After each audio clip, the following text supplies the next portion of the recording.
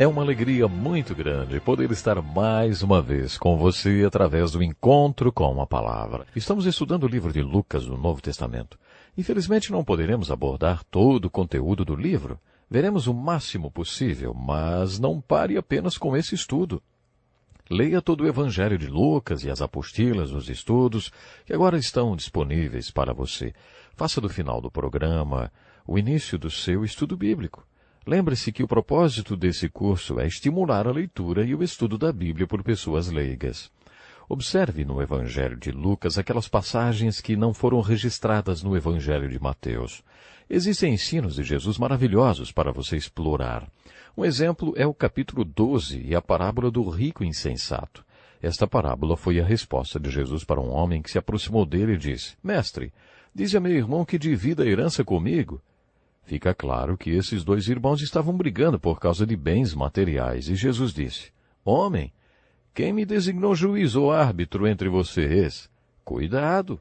Fiquem de sobreaviso contra todo tipo de ganância. A vida de um homem não consiste na quantidade dos seus bens. A seguir, Jesus contou esta parábola sobre o rico insensato. Jesus disse que este homem era insensato e tinha um problema. Ele não sabia o que fazer com tanto dinheiro e com tantos bens materiais. Então construiu celeiros grandes, galpões, onde pudesse estocar toda a sua riqueza, para depois poder dizer à sua alma: você tem grande quantidade de bens armazenados para muitos anos. Descanse, coma, beba e alegre-se. Contudo, Deus lhe disse: insensato, esta mesma noite a sua vida lhe será exigida. Então, quem ficará com o que você preparou? Assim acontece com quem guarda para si riquezas, mas não é rico para com Deus. De acordo com as Escrituras, enquanto você acumula seus bens, deve ter consciência de que existe morte e do seu estado eterno. Se você não fizer isso, estará sendo insensato. Esta é a lição de Jesus através desta parábola. Em Lucas 17 encontramos uma parábola que trata do pecado da ingratidão. Jesus curou 10 leprosos e apenas um voltou para agradecer. Jesus então perguntou: não foram purificados todos os 10? Onde estão os outros 9? Nas Escrituras, a lepra é uma ilustração do pecado. E a cura da lepra, portanto, é a figura da salvação. Parece essa história que ela quer nos dizer que, quando as pessoas são salvas, apenas 10% delas volta para agradecer a Deus por tê-las salvo. É provável que, de todos que são salvos, 90% jamais volta para adorar e agradecer a Deus pela salvação que receberam. Gostaria de finalizar o estudo do livro de Lucas com 2 parábolas que acredito sim, devam ser estudadas juntas. A primeira está no capítulo 18. Há alguns que confiam na própria justiça e desprezam os outros. Jesus contou essa parábola. 2 homens subiram ao templo para orar, um era fariseu e o outro publicano. O fariseu em pé orava assim: Deus, eu te agradeço porque não sou como os outros homens, ladrões, corruptos, adúlteros, nem mesmo como este publicano. Jejuo 2 vezes por semana e dou dízimo de tudo que ganho. Mas o publicano ficou à distância. Ele nem ousava olhar para o céu, mas batendo no peito dizia: Deus, tem misericórdia de mim, que sou pecador. Eu lhes digo que este homem, e não o outro, foi para casa justificado diante de Deus. Pois quem se exalta será humilhado, e quem se humilha será exaltado. Nessa parábola temos 2 homens orando. Podemos dizer que temos 2 posturas e 2 discursos. Primeiro, o fariseu que está orando no templo. Ele está lá no lugar de oração todo cheio de si. Prestem atenção em como Jesus mais uma vez foi irônico. Orava no íntimo. Esse homem orava para ele mesmo. A oração dele girou em torno dele mesmo e não saiu disso. Ele usou muito o pronome eu. Ele tinha um problema de ego. Aliás, nem deveríamos usar a palavra oração, porque orar significa pedir. E o que foi que esse fariseu pediu? Ele não pediu nada. Ele basicamente só falou como ele era demais. Uau! Ele agradeceu por não ser como os outros, principalmente como o publicano que estava lá num canto orando de maneira humilde. Então temos o primeiro homem, sua oração e sua postura de orgulho e autojustificação. Essa parábola foi contada para aqueles que confiam na sua própria justiça e desprezam os outros, pessoas como aquele fariseu. O segundo homem nessa história é um publicano, alguém que recolhia impostos dos judeus para entregar aos romanos. Um publicano não era apenas um coletor de impostos, mas também um traidor. Os publicanos eram pessoas que tinham se vendido para os romanos. Normalmente eles exploravam o povo de Deus com a retaguarda do poder de Roma. Eles ficavam com uma porcentagem do dinheiro que recolhiam. E o povo ficava impotente para se opor contra os abusos porque os publicanos tinham o aval de Roma. Observe como em todos os evangelhos os publicanos são classificados numa mesma classe, publicanos e pecadores. Isso quer dizer que eles não eram apenas pecadores, eles eram pecadores e publicanos. Ser publicano era pior do que ser pecador. O segundo homem, nesta história de Jesus, era considerado pior do que um simples pecador. Ele estava de pé no canto do templo e sua postura não era de orgulho nem de justo. Ele nem levantava sua cabeça ou olhos, mas ficava batendo no seu peito, que simbolizava humilhação, contrição e arrependimento. E sua oração era: Deus, tem misericórdia de mim, que sou pecador. Jesus falou sobre 2 homens, 2 orações e 2 posturas. Depois ele fez um pronunciamento. Ele disse que depois que o fariseu fez sua oração, não ficou num estado de graça, para usar uma expressão muito comum hoje. Mas o segundo homem teve uma postura de arrependimento e contrição e foi para casa justificado. Essa é uma das frases mais bonitas do Novo Testamento. O apóstolo Paulo escreveu uma das suas epístolas mais bonitas só para explicar o que significa a palavra justificado. De maneira bem simples, ela significa como se nunca tivesse pecado. De acordo com o apóstolo Paulo, na carta aos Romanos, quando você confessa o seu pecado e confia no sangue de Cristo para obter o perdão, você não é apenas perdoado, mas também justificado. Você é declarado justo. É como se nunca tivesse pecado. É como se sua vida fosse uma fita cassete e Deus pegasse a parte onde aconteceu o pecado e cortasse a fita, tirasse fora o pecado e depois emendasse as partes da sua fita outra vez, ou da sua vida. E quando Deus tocar a fita da sua vida no dia do julgamento, não vai aparecer a parte onde seu pecado foi perdoado. Será como se você nunca tivesse pecado. Nesta parábola, Jesus ilustra e explica a nossa justificação. De acordo com Jesus, qualquer um que assumir na oração uma postura de arrependimento e contrição, como o publicano fez, e orar, Deus tem misericórdia de mim, que sou pecador, poderá ir para casa justificado. Essa parábola é uma boa nova para nós, por isso é tão bonita. Se você é um pecador, então essa história é uma ótima notícia, é uma boa notícia para você também. Quando a questão é o pecado, um dos nossos problemas é que nos esquecemos do que Deus se lembra e nos lembramos do que Deus se esquece. Deus se lembra que somos pecadores. Deus nunca se esquece que somos pecadores, mas Ele se esquece dos nossos pecados quando nós os confessamos. Nós nos esquecemos que somos pecadores, é por isso que pecamos tanto. Mas quando pecamos, somos invadidos pela culpa e não conseguimos esquecer as consequências do pecado. Como eu disse, uma das principais causas das doenças psicossomáticas é a culpa. E o que é a culpa? Culpa é recusar-se a esquecer o que Deus esquece. Deus esquece o seu pecado. Deus esquece o seu pecado porque Jesus morreu na cruz. Deus pode tirar essa parte da sua vida e agir como se você nunca tivesse pecado. O nosso problema é que nos lembramos do nosso pecado e nos esquecemos que somos pecadores.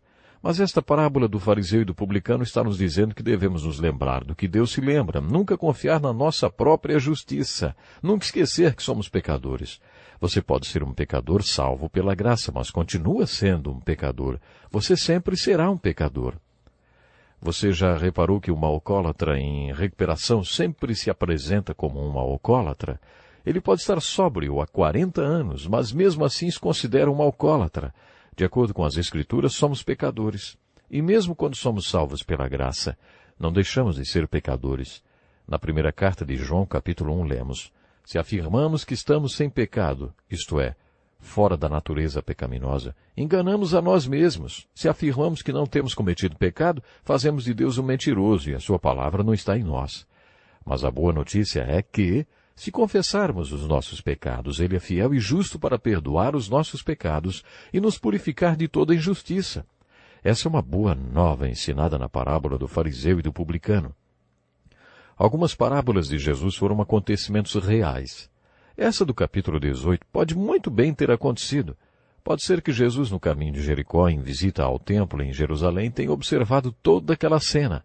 Talvez ele tenha visto esse fariseu se levantar, expondo todo o seu problema de ego na oração, orando sobre ele, para ele mesmo, uma oração voltada só para o seu eu.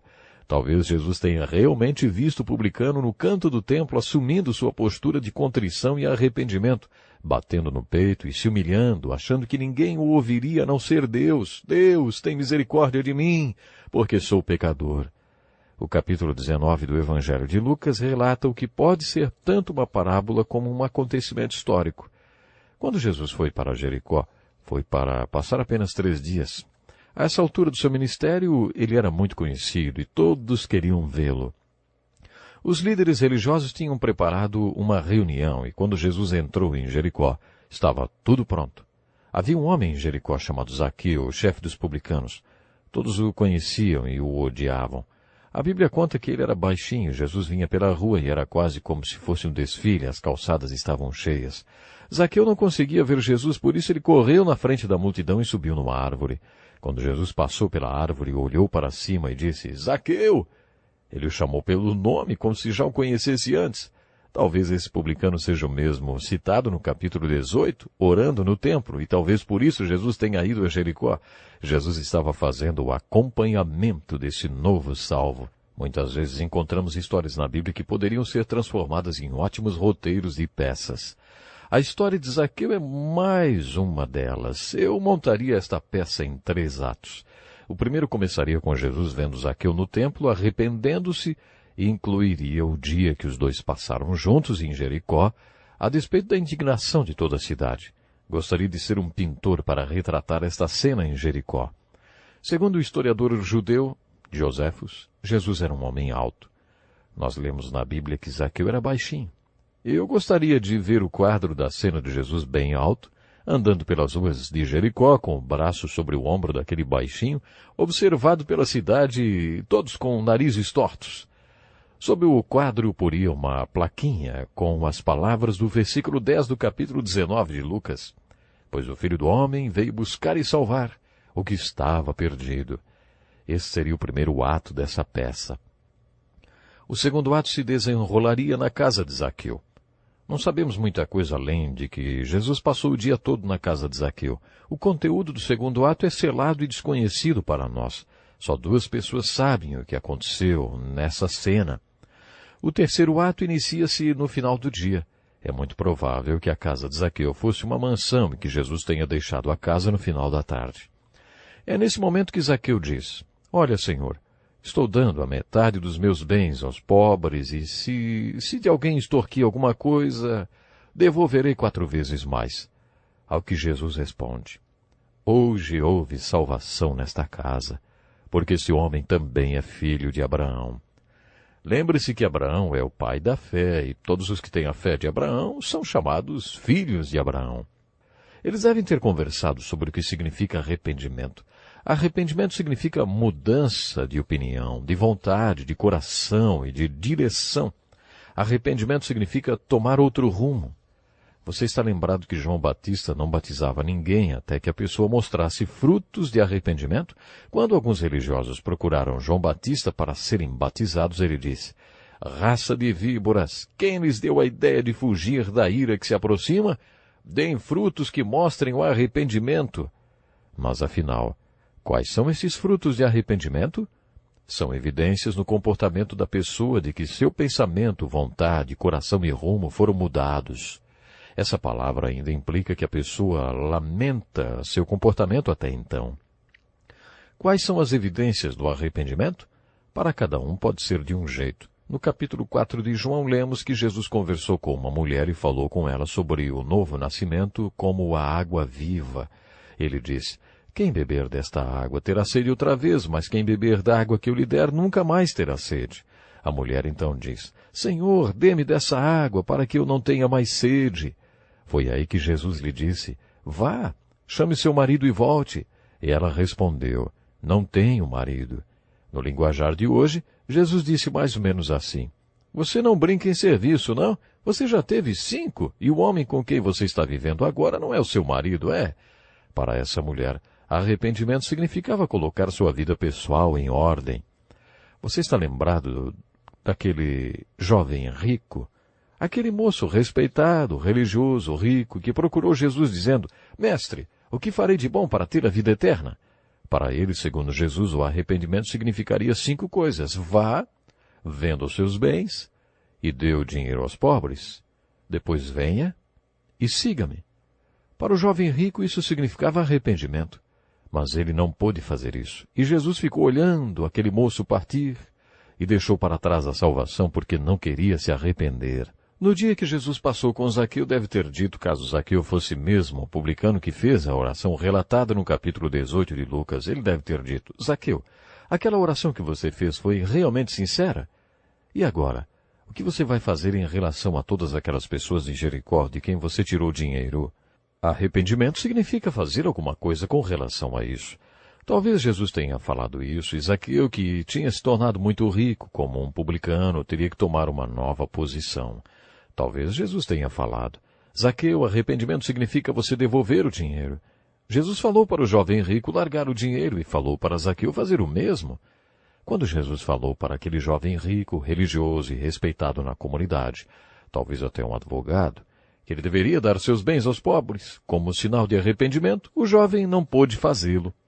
E aí Jesus o viu partir sem salvação. Durante o dia que Jesus passou com Zaqueu, provavelmente ele disse a Zaqueu que ele deveria dar todo o seu dinheiro. Estou falando isso porque, quando os dois saíram da casa, Zaqueu mostrou fruto de arrependimento e disse: Olha, Senhor, estou dando a metade dos meus bens aos pobres. E se de alguém extorquir alguma coisa, devolverei 4 vezes mais. Aparentemente, Zaqueu tinha sido desonesto com muita gente porque ele ia precisar de metade do seu dinheiro para se acertar com as pessoas. Ele deve ter cobrado imposto a mais de muita gente. Mas, quando ele disse que ia dar e restituir aqueles com quem tinha sido desonesto, Jesus declarou: Hoje houve salvação nesta casa. Zaqueu mostrou evidências de ter se arrependido. Observe isso na Bíblia. Jesus nunca prometia salvação a ninguém sem ver seus frutos de arrependimento. Não existe salvação sem arrependimento. Creio que hoje há muita gente nos bancos das igrejas decepcionadas e confusas porque vieram para o cristianismo, mas nunca ouviram falar sobre arrependimento. Elas nem sabem o que é isso. Eu não acho que Jesus falasse sobre salvação para alguém que não mostrasse nenhum fruto de arrependimento. É interessante a comparação entre Zaqueu, o chefe dos publicanos, e o moço a quem chamamos de jovem rico. Sabemos que esses 2 homens tinham 3 coisas em comum. Eram ricos, judeus e queriam conhecer Jesus. O jovem rico veio correndo e se ajoelhou na frente de Jesus. Zaqueu correu na frente da multidão que caminhava com Jesus e subiu numa árvore. Os 2 achavam que precisavam chegar até Jesus. Os 2 queriam saber o que precisavam fazer para serem salvos. Eles tinham muito em comum e Jesus pede aos 2 que se livrem de suas riquezas em sinal de arrependimento. Surge um contraste marcante entre os 2 homens. Zaqueu se arrependeu e o jovem rico não. É aí que a história desses 2 homens se converge.